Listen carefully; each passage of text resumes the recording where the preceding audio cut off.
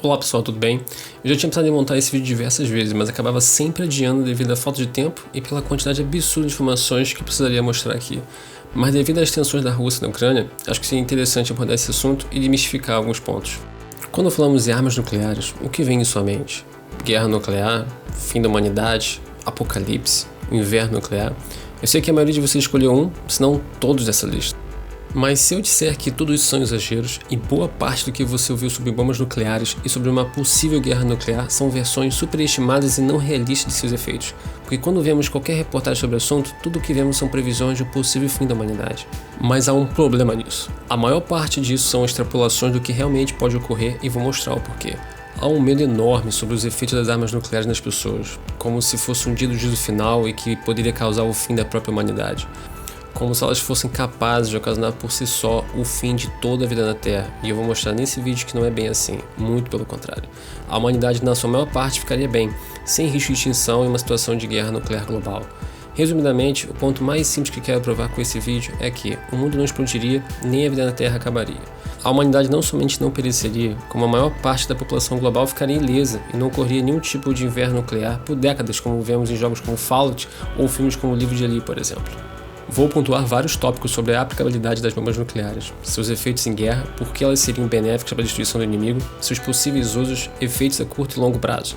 E a melhor forma de entendermos isso é pegarmos os conhecimentos do senso comum sobre armas nucleares e destrincharmos um por um. Mas primeiro vamos definir a força de uma bomba nuclear.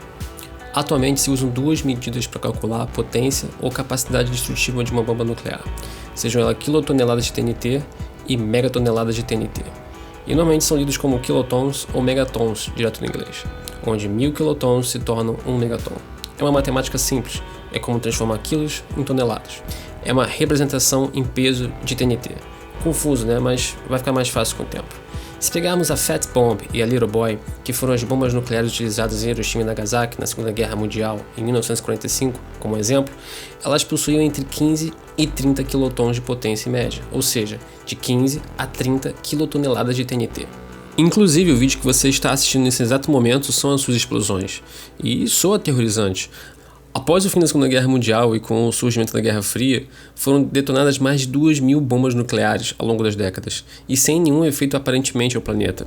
Após alguns anos, tanto os Estados Unidos quanto a União Soviética tinham armas nucleares muito mais potentes que a Fat Man usada em Hiroshima, por exemplo. A maior já testada então foi a Tsar Bomb, tendo uma força total de 50 megatons, ou seja, ela foi 2.000 vezes mais potente que a Fat Man, por exemplo. A primeiro momento ficamos assustados, mas deveríamos?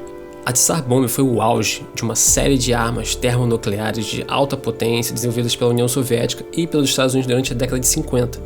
Essas armas superpoderosas tinham vários objetivos que faziam sentido para a época. As bombas nucleares daquela época eram grandes e pesadas, independente da potência, e só podiam ser lançadas por bombardeiros estratégicos. E por essa razão, temia que a maioria dos bombardeiros falhassem em alcançar seus alvos, já que seu tamanho e velocidade tornavam a detecção e a interceptação uma coisa fácil.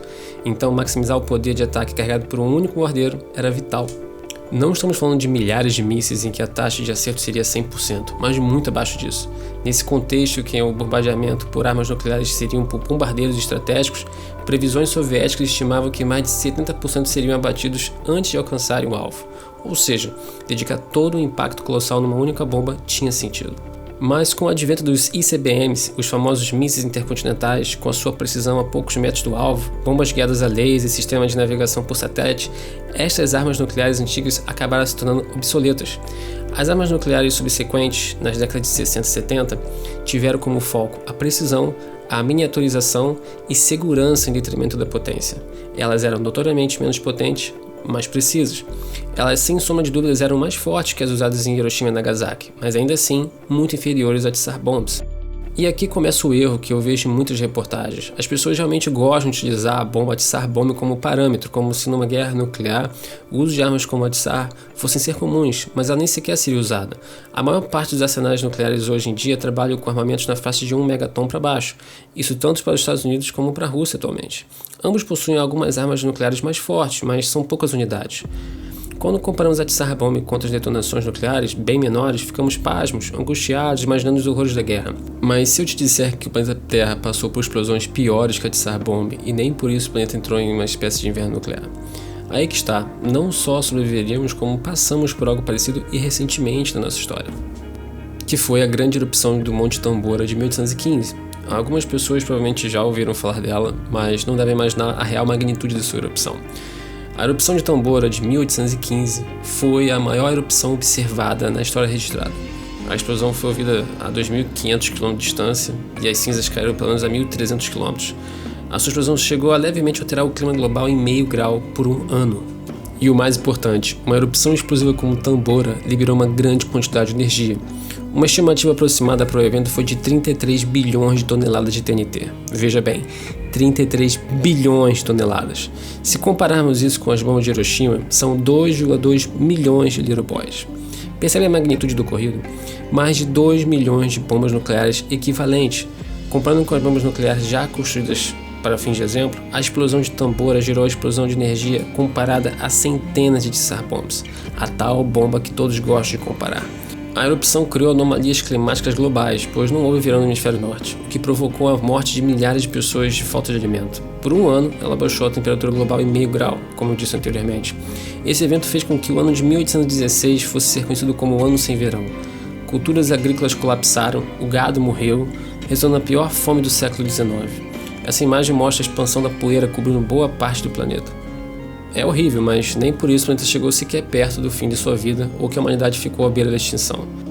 De acordo com o relatório das Nações Unidas em 1980, do desarmamento geral e completo, estimou-se que havia um total de 40 mil ogivas nucleares existentes naquela época, no auge da Guerra Fria, com um potencial explosivo combinado de aproximadamente 13 mil megatons. Ou seja, hoje em dia, essa potência total explosiva é bem menor.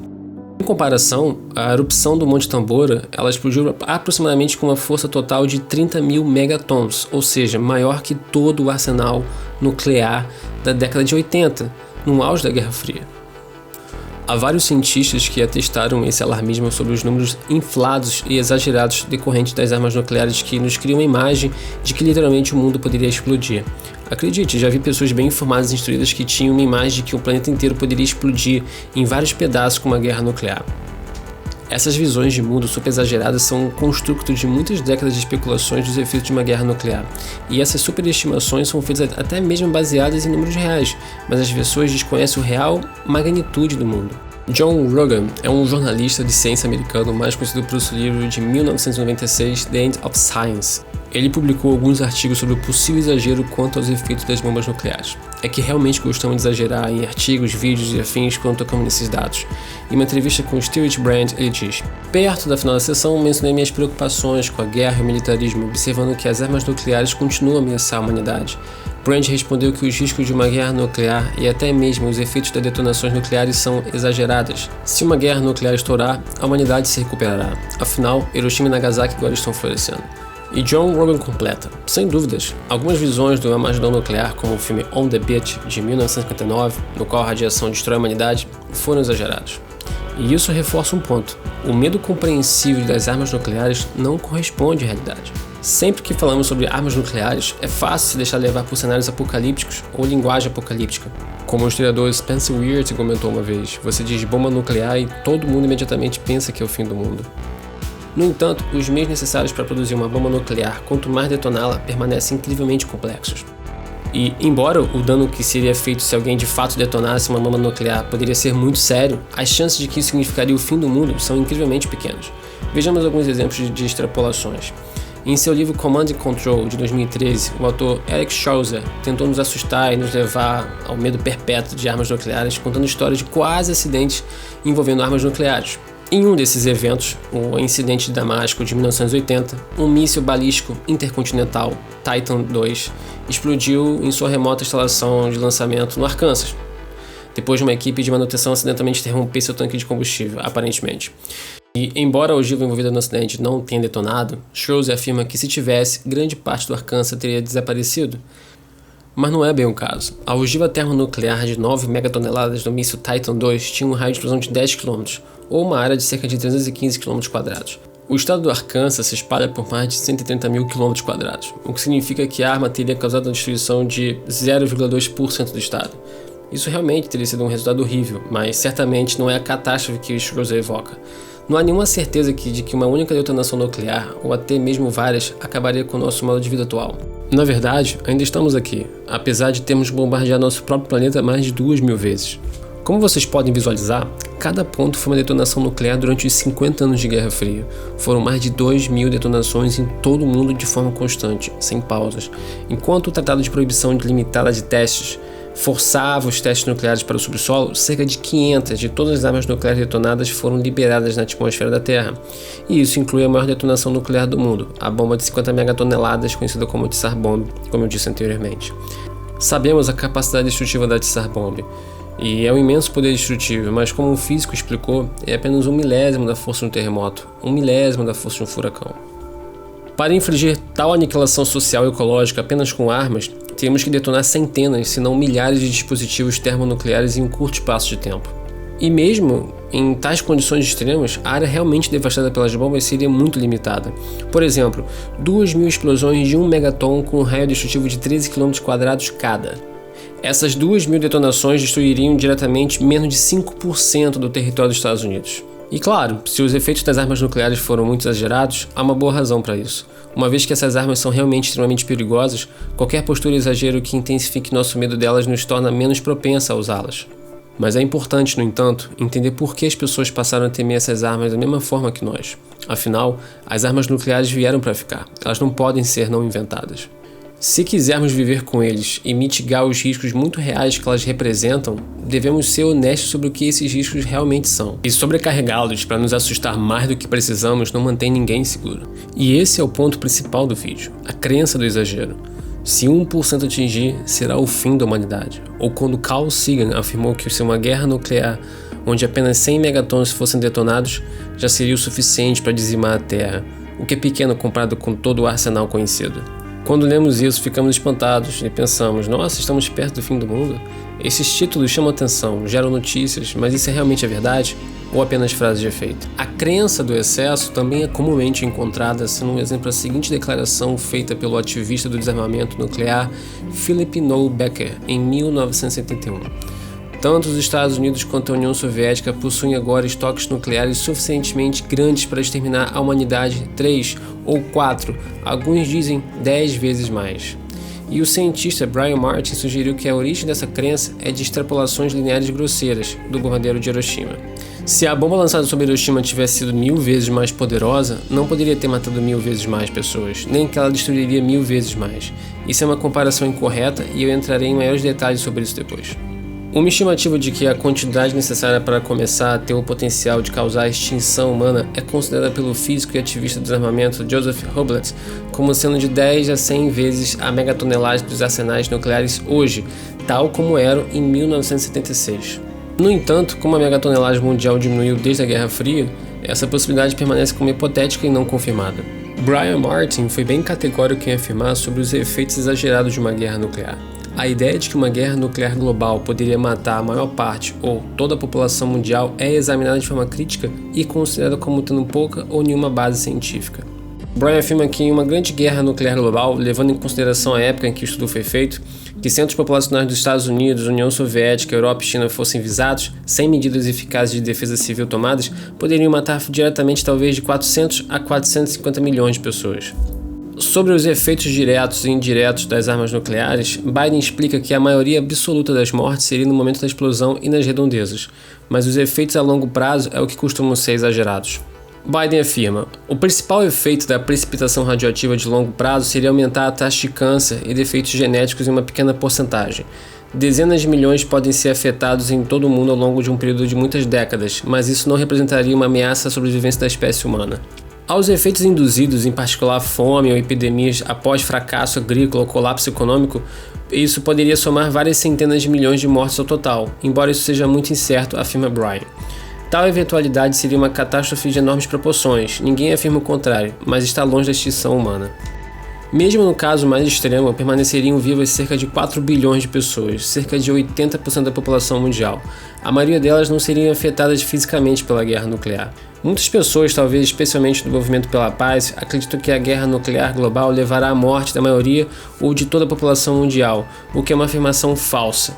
As evidências científicas disponíveis não fornecem nenhuma base para essa crença. Além disso, parece não haver argumentos científicos convincentes de que a guerra nuclear poderia causar a extinção humana, segundo Brian. Em particular, a ideia do exagero, se tomada como implicando a capacidade de matar todos na Terra, é altamente enganosa. Na ausência de qualquer evidência positiva, as declarações de que uma guerra nuclear levará à morte de todas ou da maioria das pessoas na Terra devem ser consideradas exageros. Brian reforça a mesma declaração que eu fiz no começo do vídeo. Outro ponto importante a ser feito em relação às declarações sobre a guerra nuclear é que a atenção que quase exclusiva foi focada no pior caso, de uma grande guerra nuclear global. Mas entenda, uma grande guerra nuclear global é uma possibilidade, mas não é a única. No caso de uma guerra nuclear limitada, o número de mortos seria bem menor. Para vocês terem uma comparação, Gillian Cardisti fez um estupendo vídeo muito instrutivo e em tempo real de como seria o impacto do meteoro que extinguiu os dinossauros se ela caísse hoje na Terra. Ele utiliza dados da Earth Impact Effects Program e outros dados da Garrett Collins da Imperial College London. Eu vou deixar todas as documentações sobre essa análise e programas de simulação aqui na descrição do vídeo. E o vídeo explica em tempo real quais seriam os impactos no mundo após o choque do meteoro. O impacto do meteoro cai na Terra e gera um raio de explosão equiparável a 9 milhões de Tsar Bombs. E uma coisa interessante, há um estudo de 2007 na Universidade de Nova Jersey que diz que 50 pequenas bombas iguais a Hiroshima já seriam capazes de causar impactos globais e um inverno nuclear por décadas. Vale a pena salientar porque podemos ver como a mesma temática que encontramos na mídia acabamos encontrando de certa forma no meio acadêmico. Eles simularam um conflito entre Paquistão e Índia, que possuem apenas poucas ogivas nucleares de menos de 100 quilotons, e segundo suas projeções, seria o suficiente para gerar um inverno nuclear. Se pegarmos o artigo em si, eles afirmam que as suposições foram criadas baseadas na ideia de que seriam jogadas na atmosfera cerca de 150 teragramas de fumaça no ar. Este aqui é um ponto muito interessante. Boa parte de certas narrativas catastróficas globais sobre um possível inverno nuclear não se dão pela bomba em si, mas sobre as tais firestorms, as tempestades de fogo causadas pelas armas nucleares, que gerariam teragramas de fumaça suficiente para causar um inverno nuclear. Mas a simulação que está seguindo corretamente?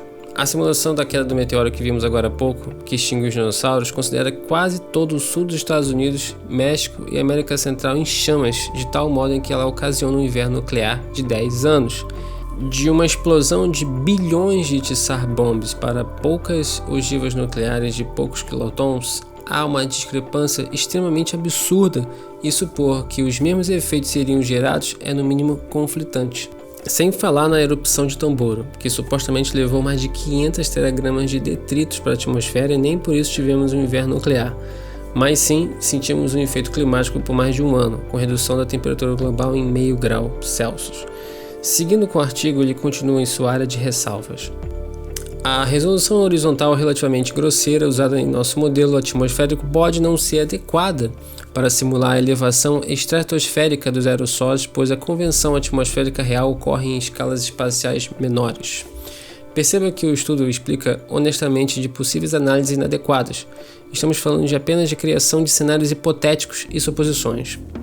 E isso está longe de ser qualquer tipo de validação ou prova definitiva. Como eles mesmos ressalvam, maiores estudos precisam ser feitos.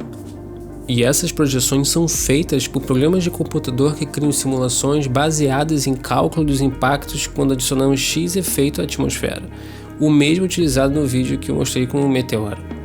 E seguindo com o artigo, ele diz: nosso modelo não leva em conta a coagulação das partículas de carbono preto e a subsequente redução em seus efeitos sobre a radiação e sua vida útil. Nossos resultados não levam em conta a possível redução de absorção de fumaça devido ao processamento fotoquímico na estratosfera, o que pode reduzir a vida útil da fuligem. Perceba que esse aqui é um ponto interessante. Há várias lacunas que um possível cenário hipotético pode levar. E entenda, nada disso é feito com más intenções, mas levam para conclusões precipitadas. E para fechar com chave de ouro, a maior incerteza é a quantidade total de fumaça. Nossas suposições sobre a massa de fumaça, coeficiente de absorção de massa e distribuição vertical inicial de fumaça afetam a amplitude da resposta climática. Ou seja, aquilo que propriamente poderia causar o inverno nuclear ou não. E veja o que diz Russell Site, um associado do Centro de Assuntos Internacionais da Universidade de Harvard. Ele argumenta que as suposições dos modelos de inverno fornecem resultados que os pesquisadores desejam alcançar e é um caso de análise de pior caso descontrolado.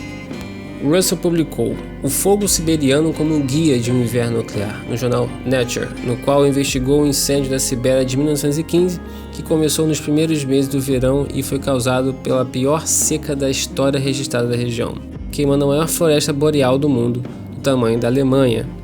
Embora aproximadamente 8 graus de resfriamento diurno no verão tenham ocorrido sob as nuvens de fumaça durante as semanas de queima, não ocorreu nenhum aumento nas geadas noturnas agrícolas potencialmente devastadoras.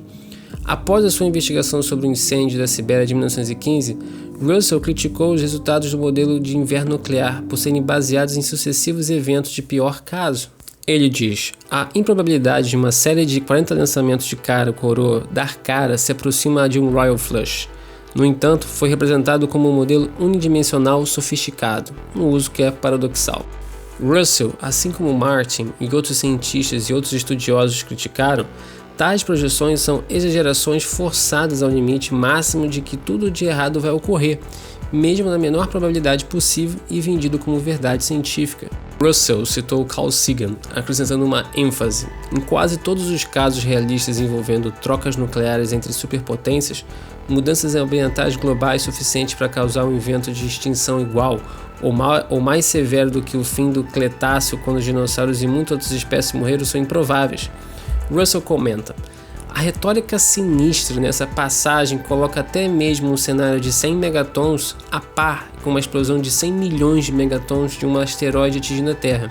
Isso é astronomicamente um exagero sem precedentes. Em uma resposta de 2011 aos seus artigos mais modernos sobre a hipótese, Russell publicou um comentário na Nature desafiando a afirmação de Alan Robock de que não houve um debate científico real sobre o conceito de inverno nuclear. Após o fim da Guerra Fria, quando grande parte dos esforços das pesquisas sobre potenciais efeitos nucleares foram deixados de lado e programas desligados. Russell também afirma que muitos outros estão relutantes em falar abertamente por medo de serem estigmatizados como Dr. Strangelove enrustidos. Outro ponto importante a se destacar é a radiação. A radiação causada por uma guerra nuclear também é palco de muitas confusões e exagerações. Contudo, para o vídeo não ficar muito extenso, visto que se eu abordar só a questão da radiação, levaria mais de 1 hora de vídeo, então decidi fazer uma segunda parte. É que as pessoas normalmente acham que numa eventual guerra nuclear a radiação dizimaria todo mundo.